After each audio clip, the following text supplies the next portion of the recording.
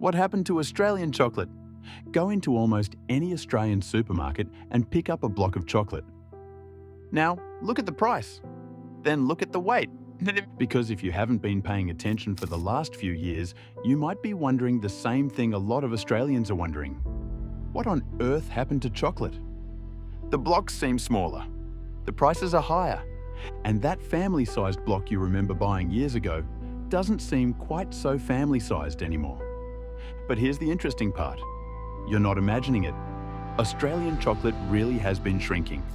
And when you follow what has happened to one of Australia's biggest chocolate brands, the numbers are pretty incredible. Let's go back to 2015. At the time, a standard Cadbury family block weighed 220 grams. Then Cadbury announced something shoppers probably didn't want to hear. That block was being reduced from 220 grams to 200 grams. 20 grams of chocolate disappeared, but the recommended retail price stayed the same.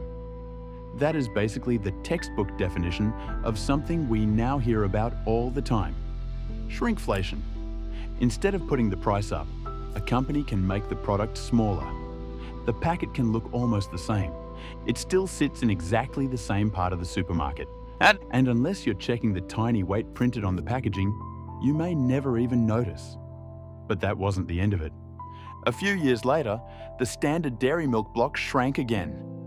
The 200-gram block became 180 grams. Think about that for a second. A product that had been 220 grams was now 180 grams.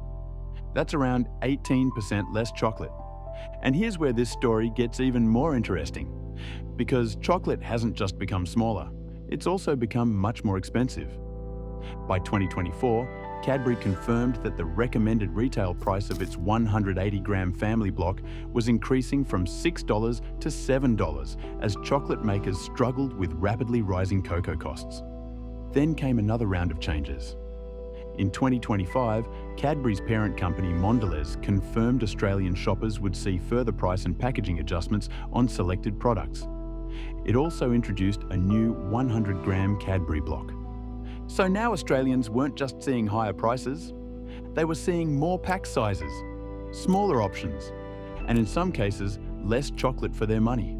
But if you really want to see how extreme this can get, look at Easter chocolate. Choice compared one of Cadbury's large packs of hollow Easter eggs over 3 years. In 2024, the pack contained 408 grams of chocolate and cost $12.50. In 2025, it dropped to 374 grams and the price increased to $15. Then, in 2026, it dropped again. This time to just 340 grams. And the price? $18. According to Choice, that meant Australians were paying almost 73% more per 100 grams than they were just 2 years earlier. Less chocolate, higher price.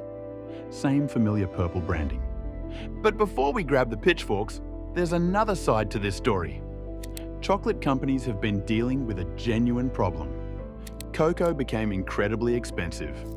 Poor growing conditions and crop disease hurt production in some of the world's biggest cocoa-producing regions, while demand remained strong. By 2025, the world's major chocolate companies were warning investors that historically high cocoa prices were seriously increasing their costs.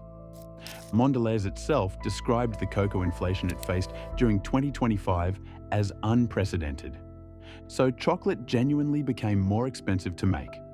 And that leaves manufacturers with a few choices. Increase the price, make the product smaller, change the range, or do a combination of all three. And that's basically what Australian shoppers have been watching happen. But there's one detail I find particularly interesting. Cocoa prices have since fallen significantly from their peak.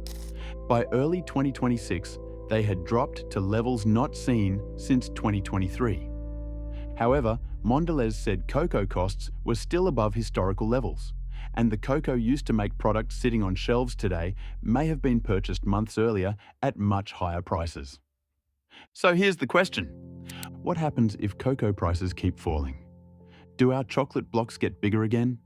Do prices come back down? Or have Australians simply become used to paying more for smaller products? Because history gives us a pretty interesting clue. When Cadbury reduced its blocks from 220 grams to 200 grams back in 2015, rising manufacturing costs were given as the reason.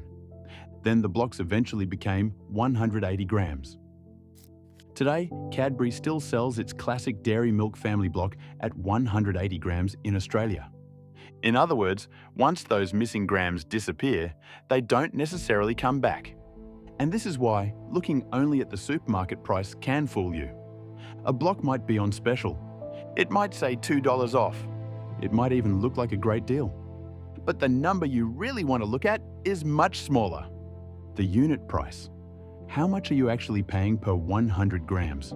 Because that's where shrinkflation becomes much harder to hide. The strange thing is that most of us probably wouldn't notice 10 or 20 grams disappearing from a block of chocolate. But repeat that process over enough years while increasing the price at the same time, and suddenly the chocolate aisle looks very different from the one many Australians remember. So next time you're standing in Coles, Woolworths or Aldi looking at a chocolate special, don't just look at the big yellow price tag. Look at the weight. Then look at the price per 100 grams. You might be surprised by how much your favorite chocolate has really changed. And here's what I want to know.